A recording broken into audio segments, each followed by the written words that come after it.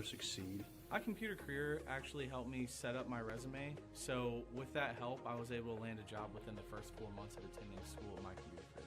A few weeks before graduation, though, I landed my first job as a tier 1 technician with a large insurance company. And 6 months later, I was actually working as a tier 2 technician with a significant pay raise. And kind of like my first job, they were also very impressed that I had so many certifications. You have to look at what you want in life and where you're at.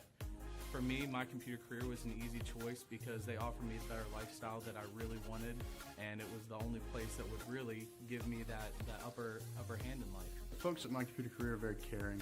They really care about our success in the IT industry, not just with certifications, but also with finding a career and really being happy with that choice. Hello, IT enthusiasts. Welcome to another episode of My Computer Careers, Get Into IT Live, where we do just that, get into all things IT. Thank you, as always, for joining us on your Friday, especially on your Friday heading into a long weekend, hopefully for all of you. I am looking forward to it. When this thing ends, I'm actually shutting this down and I'm heading out with my wife to have a little fun. So I hope you're all doing the same thing. I want to touch on a few things before we properly introduce our guest. But this handsome gentleman sitting here is Ryan Williams Sr. I appreciate it. We are certainly going to talk a little bit more about his background in just a second. But before we do that, I want to encourage everyone to ask questions today. We have the chat. Patricia, as always, is there and monitoring that. So talk to each other. If you have questions for Ryan as we move through this, he'd be more than happy to answer those for you. So let's have a little fun. Let's have a little engagement. And then let's everyone go start our weekends. So today we are hitting on a couple of our favorite topics once more, and that is the transition from military to civilian career and highlighting some very, very real IT success. Our guest has earned his success and credibility out in the world of cybersecurity, and he certainly has solidified his voice as an expert in the field. So we figured this is the perfect guest to answer your questions and to kind of dig into these things. So without further ado, Ryan, welcome to the program. Thank you very much, Aaron. I appreciate it. We talked about it a little bit before we started. I think this may be the second time I've been on someone else's podcast. Thanks. So this is great. Ryan has which we're going to talk about. Ryan has an incredibly successful podcast where they've done over 600 episodes. So you certainly want to go check that out. We're going to share all of those links. When I say expert, I certainly mean it. So let me give you the proper bio. Here. Ryan Williams Sr. is a cybersecurity professional who transitioned from a 20-year Air Force career to become a principal technology risk management professional in the financial sector. He also runs his own consulting firm, as you see, Ram Cyber, helping businesses with cybersecurity assessments and compliance. Ryan also hosts the Other Side of the Firewall podcast with over 600 episodes, spotlighting diverse voices in cybersecurity. He's the author of a book by the same name, The Other Side of the Firewall, focused on breaking down barriers for underrepresented professionals entering the field, which is a huge topic. As a passionate advocate for veterans and career switchers, Ryan helps people find their path into cybersecurity. Folks, if that doesn't sound ideal for all of us, I don't know what is. So Ryan, what do you say we jump right in? Oh, absolutely. And thank you for the amazing intro. I'm not be able to fit my head out the room. Yes.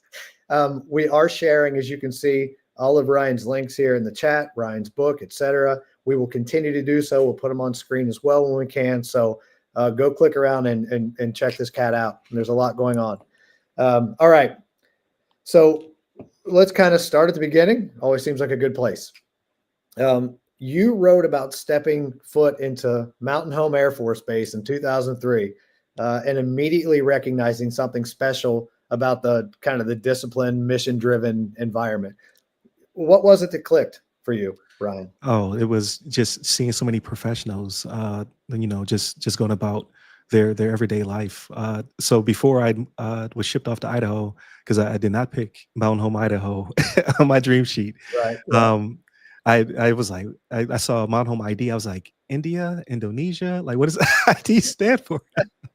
But to transition from technical training, right, down in Keesler, Mississippi, to being in the real Air Force, right, around professionals and just having that camaraderie and be given the latitude at 19 to work on these mission systems and learn my craft. It was just really eye opening going from school for 7 months to here's your life now. And that either clicks or it doesn't very quickly. So it Right. certainly sounded like it did.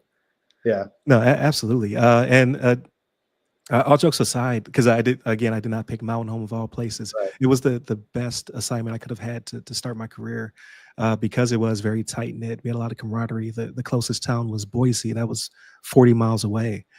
So you went there on the weekend, to go to the movies and things of that nature. So it was the ability to grow in that environment and have a great support system, and bring my wife along, right? So having a support system at home as well. Oh, kind of a very big deal for sure. So you started as a data maintenance technician, if I have that right, and you eventually worked your way up to enterprise level networks. That's pretty good progression. Can you walk us through that? Oh no, absolutely. And again, it was like just the path itself was a blessing, right? So Mountain Home, I was working on the tactical air operations module. So think like air traffic control in a box. So I learned a lot about just older technology and cryptography and telephone systems. And then that, that was 2003. So by 2005, we were modernizing that system. We were dealing a lot more with networking, switching, routing, and that's kind of how the progression began. And then my next assignment was Alaska. So I went to Incirlik Air Base. So I think it's Elmendorf Richardson. It's a joint base. Or I'm sorry, not Incirlik. Incirlik was Turkey. So Alaska was Elmendorf Richardson. And there it was working for the NSA, and that was all switching and routing, learning how to run cable with the cable dogs. We were upgrading our facility from being all Ethernet to being all fiber. So it was like, at the time, cutting edge, right? I was working on ATM systems. I was working silent ring.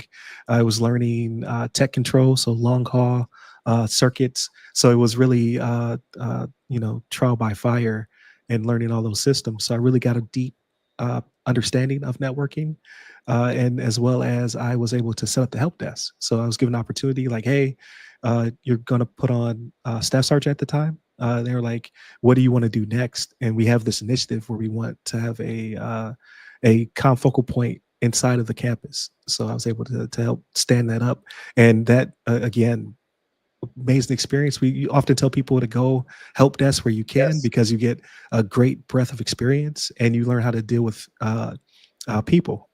So because dealing with clients and understanding their friction points, and then how you can help solve those and then templatize those things is gangbusters when it comes to IT in general. So that was a great pivot. I'm going to start keeping a counter. There it is again, folks. Ryan mentions the help desk. Don't shy away from the help desk. We hear it all the time on this program for all the reasons you just said. You learn all the ins and outs. What are people looking for? The basics, and you build those durable skills, those soft skills, because you got to know how to work with people to get to the end. Absolutely. And because some people will say, well, I don't want to be IT, I want to be cybersecurity. Well, that's baked in as well, because of identity access management, right? You're setting up accounts, you're helping people unlock their accounts, you're setting up security, you're pushing patches, or you're scheduling patches if you're not a vulnerability person. So there's a really good mix of skills. Like you said, soft skills are paramount. If you don't have soft skills, or at least don't have the effort to build that muscle that is soft skills and dealing with clients, and it could be running tickets with your subordinates, your peers, talking to management because something is just not working appropriately. So you're getting the entire the entire stack. So I would say never shy away from the help desk. If you can support it in some way, always do so. We got Isaac over on LinkedIn, about to start his first help desk job. There it is. There it is. Jump right in, pal. Yeah, congratulations. Again, and it takes patience, because you're going to sometimes have to re-explain things or explain them a different way. So you're learning a lot of how to educate your clients as well. And then you just have some people who are just going to give you static, and you learn how to de-escalate those situations. I got to ask, you mentioned air traffic control in a box.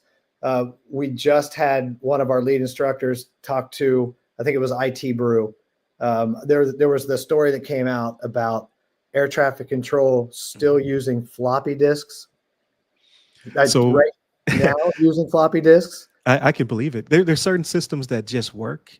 Yeah. And that's in the financial sector. That's air traffic control. Like a lot of the stuff that we were working on in the they call it the TAOM, the Tactical Air Operations Module, like was very, very like 1950s, 1960s equipment. And basically what the controllers did in the box, because there was, if when you deploy to the theater, you're going to have a tower, but they're the transition point, right? You have your air operations, you have RAPCOM, you have the Tactical Air Operations Module that helps identify friend and foe. So they're tracking planes as they cross the different area of operation, as well as missiles and things that nature as well, right? With Patriot batteries and things. So it's very important work, and it can't go down. So you rely on these systems that are 20, 30, 40 years old that we know just work. So I can believe that the tower also has those older systems. What's the risk with having legacy systems like that? I would say you have, because I love the conversation of risk, because it goes in places you don't necessarily expect. So Yeah. I'd say you have knowledge risk. So you have people who just simply retire or move away. So and that can cause a humongous brain drain, right? Like we have guys, AFIT, the Air Force. Oh man, I forget what the IT stands for, but basically it's like the Mecca, right? You have your AFIT guy is that a legacy guy who sits in your office, or gal who sits in your office and it just has all this robust knowledge. Like to lose a person like that in your organization could severely hurt you, especially on these older systems, but also parts. So when it comes to supply chain, sometimes it's hard to get a hold of equipment, but just because it's so legacy, it's hard to find a vendor who sells it.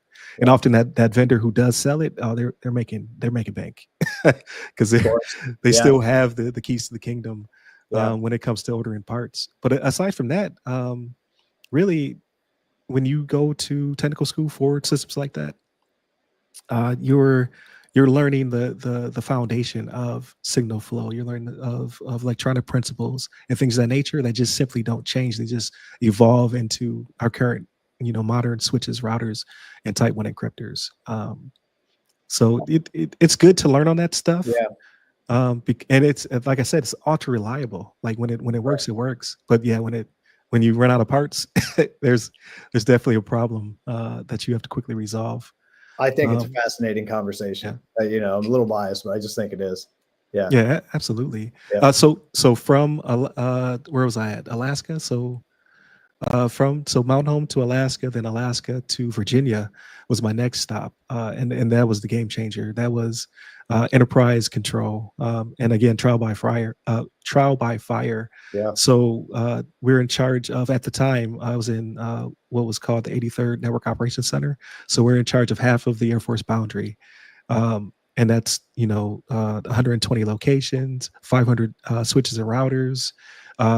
Standardizing that was the next step, because every base was kind of its own kind of fiefdom, right? Like it was like, this is how this base is built. This is how this base is built, and in that organization, I got my Net Plus, my Security Plus, my CCNA, and I was able to take those skills and be able to again sit at the enterprise desk and manage those bases. And we had an initiative to standardize all that equipment, right? This is what the Air Force boundary looks like, and we had to go in and learn the configurations of individual bases, standardize them to the appropriate template, work with other teams that were going out to put in the equipment and collapse that boundary, right? So there's less switches and routers, more security in that respect. And that transition was, a couple of years. And that's when I really harnessed a lot of those technical skills, hands-on keyboard. And then my supervisor at the time, Jeremy Jackson, That was it. Awesome McDill guy. Air Force Base. No, that was in Virginia. Got it. Okay. So that was at oh man, it's escaping me. I put you on the spot. Don't sweat. Go ahead. Yeah. But it'll pop back into my head as we're speaking. But I learned a lot of really technical skills, and then when he was promoted, I was given an opportunity to take over the back shop and then take over the enterprise at that point. And again, you're learning how to, at a very young age, how to transition from those technical skills to then teaching, to then also leading and managing a force of 33 Air Force bodies, 14 contractors, again 120 locations. So it was a lot, but it really galvanized all of that knowledge. And then from there, I was able to PCS to my favorite assignment of all time, the MacDill, the Joint Communication Support Element, JCSE. It's a joint assignment, meaning that we have Air Force, Army, Marines, Navy, and I believe they have Guardians now, but that was after my time there when they established the Space Force. But again, you're learning all of the tools of the trade. I'm becoming not only a network guy by trade, but I'm learning radios. I'm learning exchange. I'm learning satellite communications. Like they pull us all together to learn from each other to then become like just that jack of all trades. When it came to IT, and we're supporting 3-letter agencies, the Department of Defense, obviously. We're going down range, and that's when I finally got to go overseas. So, Europe and Africa was my domain, and that's where I got my CISSP. It's awesome. It's awesome. We're going to talk about that CISSP too. Literally, folks, talk about 10,000 hours and then some. I mean, there it is. It's digging in and learning on the job. Yeah, I loved it, and. Again, you're getting all those technical skills, and then I'm working with, partners from other countries and learning how their equipment works, how we can integrate the two, right? So there's interoperability there. Yeah. I can't speak, as well as working with those 3-letter agencies and special operations. So my number one customer was SOCOM and CENTCOM. Wow. Isaac, by the way, over on LinkedIn, is a JCSC alum. There it is. It's his best assignment. So there you go. Yeah. And Rick, by the way, we see you, Rick Yager. Happy Friday to you as well. Rick is also a veteran and somebody that tunes into these all the time and just one of our very vocal folks. So Rick, always great to see you. All right. So you mentioned, the CISSP. You had a supervisor that recommended you you dig into that. You called the CISSP 5 letters that changed your position in the game. Can you break down, Ryan, exactly how those credentials shifted, how people saw you and the opportunities that opened up? Yes. So it was a change in not only mindset, right, and confidence. So I had all these skills that I had been working on for years, and to even sit for the CISSP, you have to have so many years within the field. You have to have a sponsor. So my supervisor saw that I was very passionate about training. Like I did a lot of on-the-job training, as well as I would set up classes. So he was like, "Hey, we want people to pursue this certification.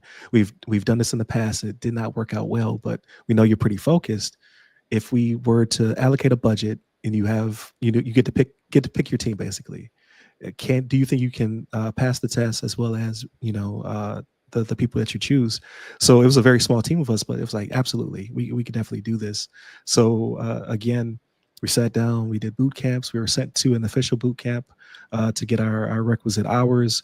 And then we just made sure that we were always keeping each other, on target and accountable, and we were able to accomplish it. And then from there, it really is a conversation starter, right? Not only are you checking the HR box for a lot of positions, but it kind of precedes you, right? So certs are all well and good, but you have to have experience.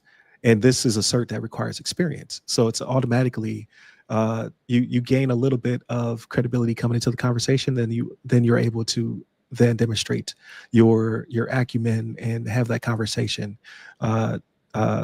all without having to necessarily kick the doors in every time. So it's a little bit harder when you don't have the certification to Sure. back up the experience. But when you have both, and then you add on top of it the education and just the passion, it's a game changer. So it was definitely like I got my CISSP, and then from there they allowed us to pursue a PMP, which they also were like, hey, can you make this happen? I was like, I'll pick the team, let's make this happen, and we were able to capture that as well. So it was a phenomenal assignment, phenomenal experience, and I just had really good leaders who believed in me and believed in the team. It's amazing to me how many certification journeys like yours are about support, are about that whole networking support. The people that are around you that are helping you to get through that, the resources Right. you lean on, especially for something as big as CISSP. I mean, that's a bear. So It is, and I like to always be transparent, because I think a lot of people were like, oh, you knocked it out the first time. No, it took me two times. yeah, Like I came very close the first time, which allowed them to say, okay, if we give you more time, can you pass it the second time? And then I went back and conquered it. But yeah, it's a beast. yeah. We got Daryl R that says USAR HRS Fed Civ for JECC. I tell you what, you folks and your letters. I mean, look at Yeah. So the JEC is so you have Gypsy, JPSE, you have the JEC, JECC, then you have JCSE, and then it's alphabet There's an soup. acronym for everything. But that's awesome. Thank you for your support and your service, Daryl. Like that's a very important organization as well. Yep. And Rick's wondering if you may have worked together over at SOCOM Central.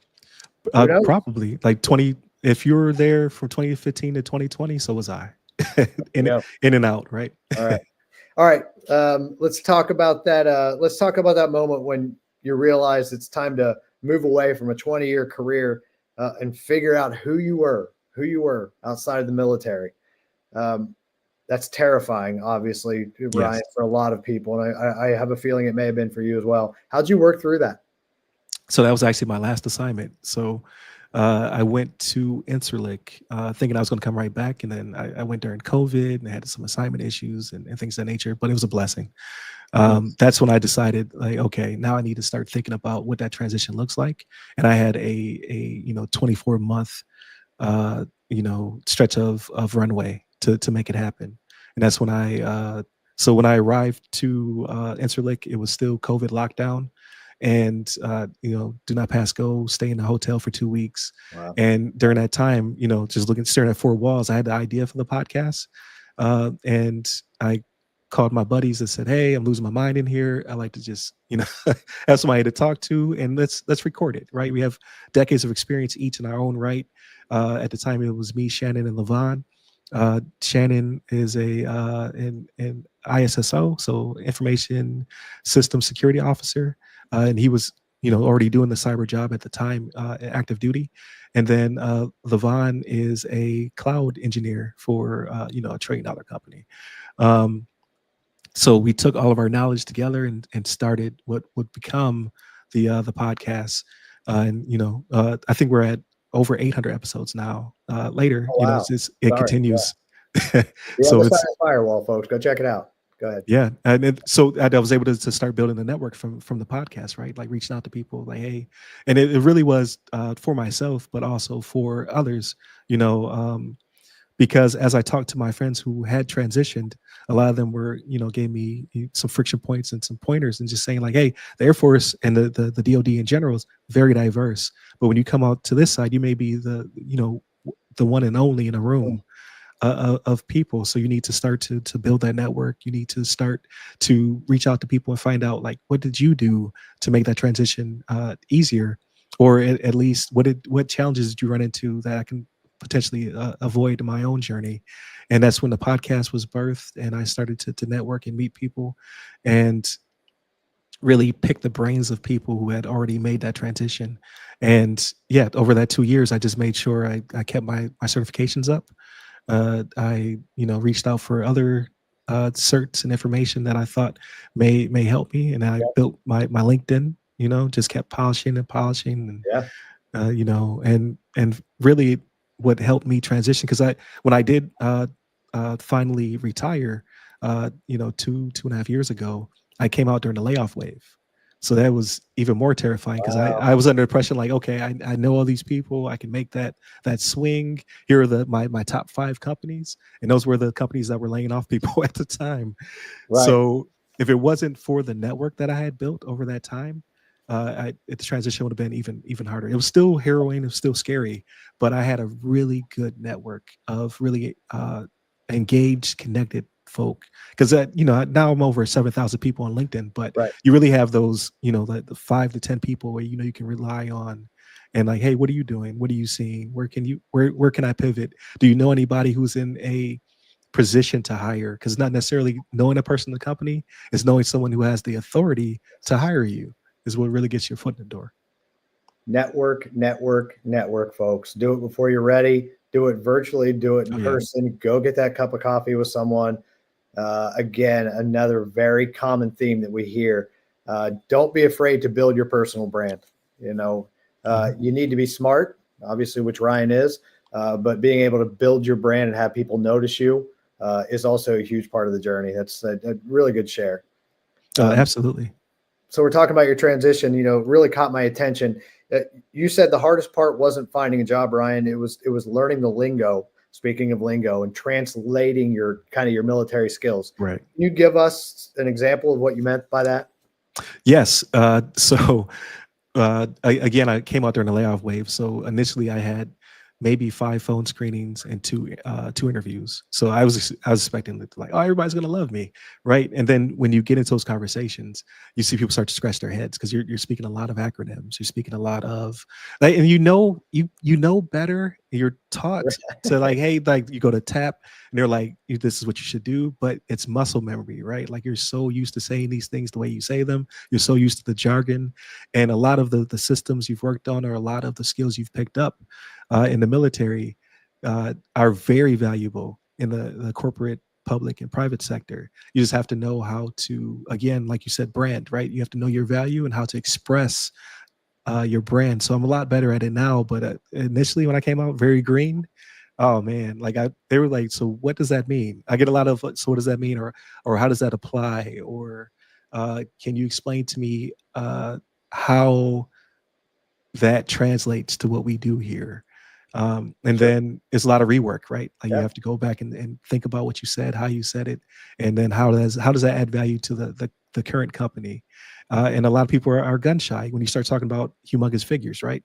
You're a teenager or a young adult and you're working on $1 million systems, and they're a hiring manager, or they're in a position to hire, or they're the CEO of a company. It's not even worth what the system you worked on is worth. So you have to be very careful, because it could sound like you're fabricating things, or it could be overwhelming. Like, no, that's my job, right? Yeah. So you just have to be careful of how you frame things, because a lot of what we do is pretty fantastic, and our peers on the outside who don't have that military experience weren't given people to manage and lead at 19, 20. They were in college, or they were studying, or they're just now getting to a position where they are a manager. So you just have to understand what you did and how it translates. And I think that's so important, and I think it kind of covers this next question. I think it was kind of obvious anyway. I think I wrote it. It was kind of redundant.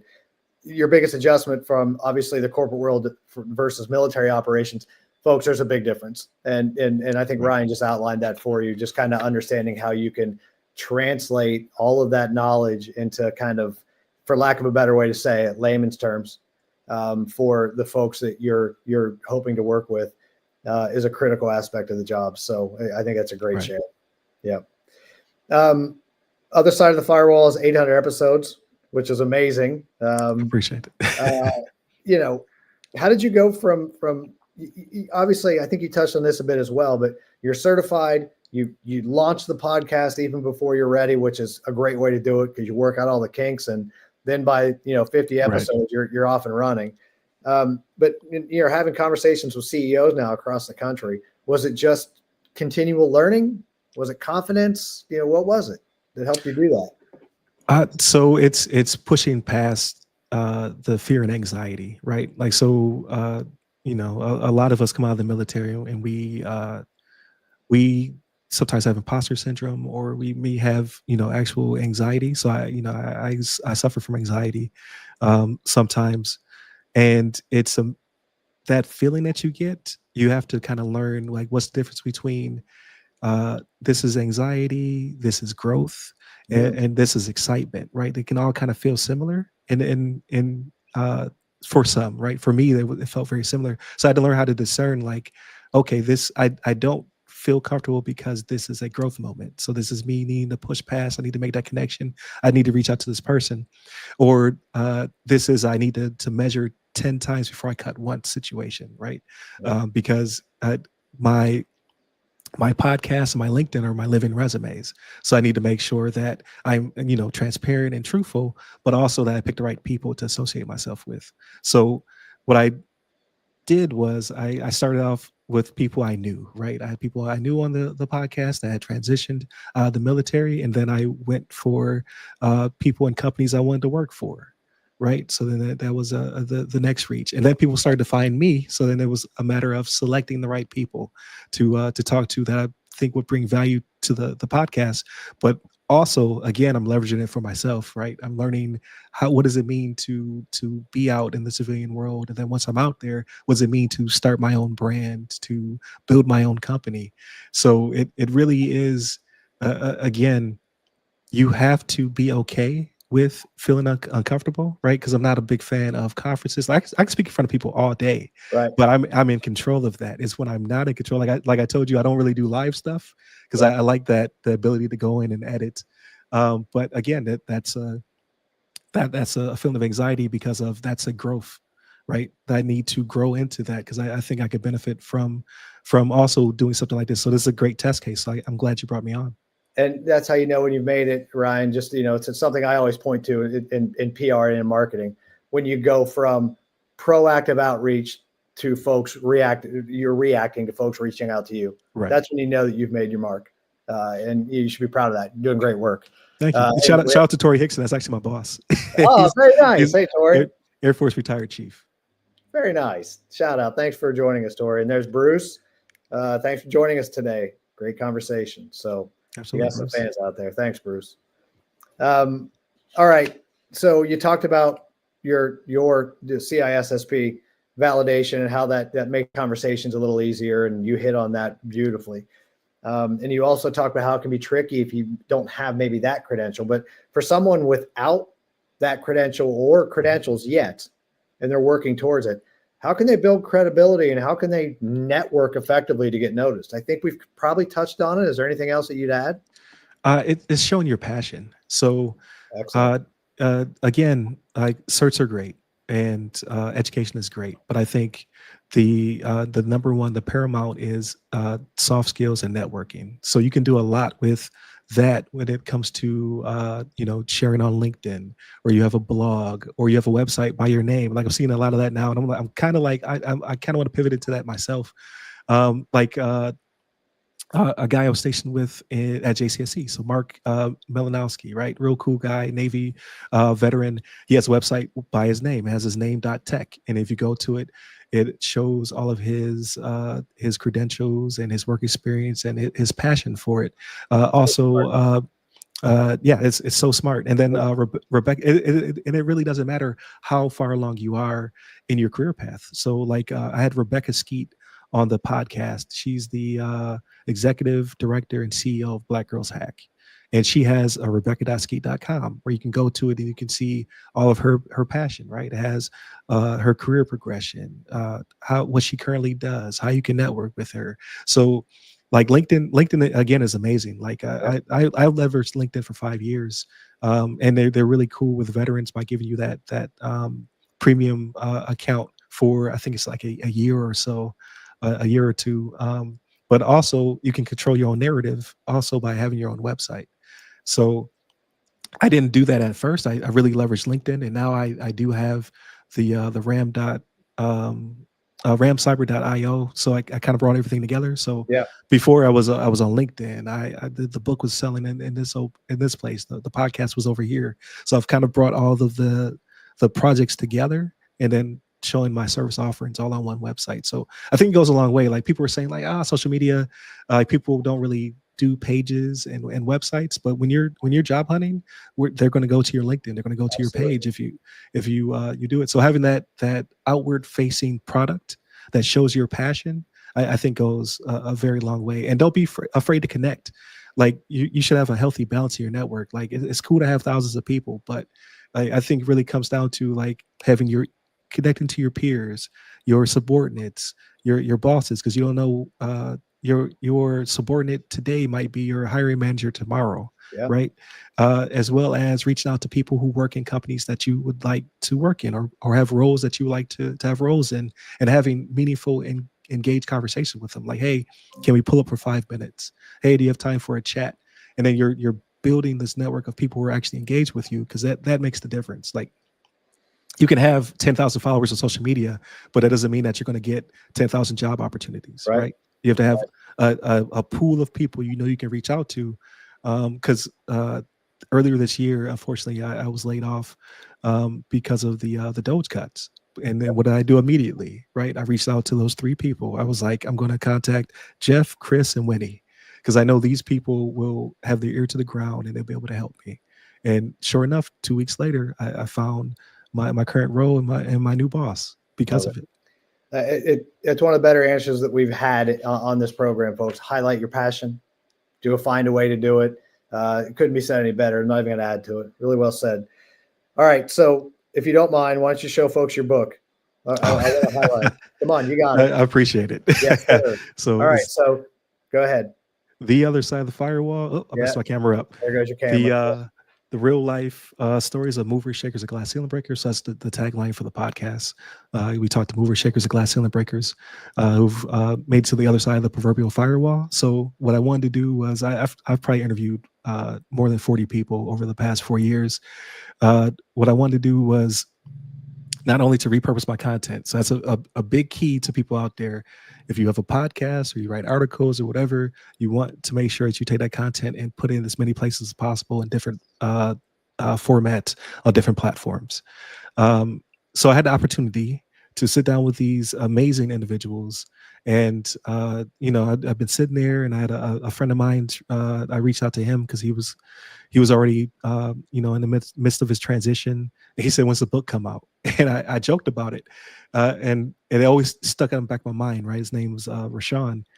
And when I was sitting one day, I thought about it, and I was like, okay, I have all this content, and people watch the hour-long interviews, or they listen to the podcast, but how do I get it to that next level? How do I get it to the next, potential audience member to add value? And I said, well, I could put it in a book, but I was like, books are hard, right? So I was like, how do I go about this in a meaningful way where I'm not burning a lot of time or money? So I said, well, I already have content that I can I can distill the best parts of, and I can fill in the gaps, right? So I can make that content more meaningful, and then I can give it to a new audience. So then I selected which guests made sense for the narrative I was trying to break down, which it was 4 parts, right? Legacy and leadership, phenomenal women, neurodivergent navigators and multitaskers, and veteran transitions, right? Wow. So 4 parts, 10 chapters. Here's the 26 guests that make sense to include my own story, right? Because I don't, like, when you're a host of a podcast, you typically don't talk about yourself too much. Nope, right. It's always about that guest, right? So I was like, I finally get a chance to tell my story as well, right? Because I think that could be encouraging. And so I, have all this content. I reached out to Elizabeth. She's a best-selling author who at the time was doing a boot camp for This Is How You Write a Book. I joined her course. I explained to her what I did, how I did it. She saw I had the PMP, again, another great certification. Yeah. And she said, "Oh, you're a project manager." She was like, let's just make this into a project. She was like, I'm a project manager as well. And she laid out, like, think about it like this. This content makes sense for this chapter. Which chapters do I want to write first? Which chapters do I want to write last? And then once all that's done, now you can write your intro, right? Because you already know what you've talked about. So you can introduce what you talked about. Right. And a thought from 4 years ago took me 7 months to write. And then the hardest part is learning how to publish. So I'm an indie author, as well as I used Ram Cyber to be my publishing or my publisher, right? My Yep. I forget what they call it. It's like it's your brand, but I forget how it's phrased in authorship. But basically, like, this is our imprint. So my imprint Got it. was Okay. Ram Cyber. Yeah. I was like, I just want to do everything myself so I can understand how all this process works. And control it, right? So you get in a theme. I like to control things I can control Yes, when sir. I can, and yeah, just sitting there and learning how do I get this book from my computer to Amazon to Target and Walmart.com. Like, how do I get this to two people? And yeah, so you can purchase it through me, right? The other side of the firewall.com. And that would be great. Or if you would like to go to your platform of choice, you can find it Barnes and Noble, Amazon. It's everywhere books are sold, right? And Yeah. that took me probably 2 months to learn how that process works, who to submit it to, how to get the channels rolling. Sure. Everybody has their own parameters when it comes to cover art and the front and back metadata. So learning all those processes, Right. Right. which inspired me. Like, I'm going to write a guide on how to publish. Just Yeah. taking my notes, right? But yeah, it was a journey. So it's not for the weak, but if you absolutely ever thought of, I should write a book, a guide, a short story, you definitely should do it, because you could do it all yourself. And folks, there's the imprint, or there's the guideline for how it's done as well. And Ryan, it highlights once again your dedication, your drive, your intelligence, and just, there's just a lot of great things to highlight there. So I'm glad we were able to mention it. And I honestly, between Ram Cyber, your day job, your podcast, your book, I don't know, do you sleep? Are you just a vampire? No. So I have the privilege of working from home. And well, that's a game changer, Sure. to be honest with you. Like, I know a lot of companies are doing return to office and what have you. Yeah. But after 2 years of being a geo bachelor, right, away from my family, I had to, like, I was like, my number one priority is to spend more time with my family. So like, there's work-life balance is always going to be an individual thing, but the amount of work that you're doing in the military is 1,000 times more than you'll be doing when you come out. If you decide that's, family's first, or my personal time is first, you can absolutely make that happen. And I take advantage of some of that time that I got back to work on projects at night, to work on my service offerings and provide consulting and things of that nature for people. So that's my night job, right? And then you just find tools to help you along the way. So I leverage ChatGPT to help me with thumbnails and things of that nature, right? To try to automate some of those production post-production things, right? To get them off my plate, as well as translating my content, right? So we do the podcast. I turn the podcast to an article, and then that provides value to those who want to read about the material, or entices them to come and listen to the podcast. And then I made a little buddy, right? So I have Ask Me GRC is a little pet project. I've been using it for a year now, and everybody's kind of iffy and kind of standoffish about AI, but I put it out there to the world, right? I put some guardrails in there, like, it has the most up-to-date frameworks. It has my content if you want to ask it for career advice. It has a fact checker built into it, and the whole purpose is to add more value, right? I think a lot of people are put off to come over to cyber because it's hard to find somebody to talk to about breaking in, and as well as a lot of people, mom and pop and small businesses are kind of like my budget is thin, so you're able to ask it, those tier 1, tier 2 questions to start the conversation before you come to a Ram Cyber or someone else for those services. So that way you know what to ask for. It's not to replace a person. It's just What's the to help name you. of that again? Sorry to interrupt. What's the name again, Ryan? So it's called Ask Me GRC. Got it. Yeah. Okay, So it's a So I was trying to keep it cute because the Thursday episode of the podcast is Ask a CISSP. And I talked to ISC too, and they were like, "Don't call it that." Like, the podcast episode is fine. They were like, "Don't call your GPT this." Yeah. It makes sense, right, to protect their branding and these products hallucinate, things of that nature. But I try to build in as many safeguards as possible. But at the end of the day, you need a person anyway, right? It's job security, so you still need to go to a person. This just helps facilitate those questions you may have before you get to that person. Got it. And that's its purpose. Okay.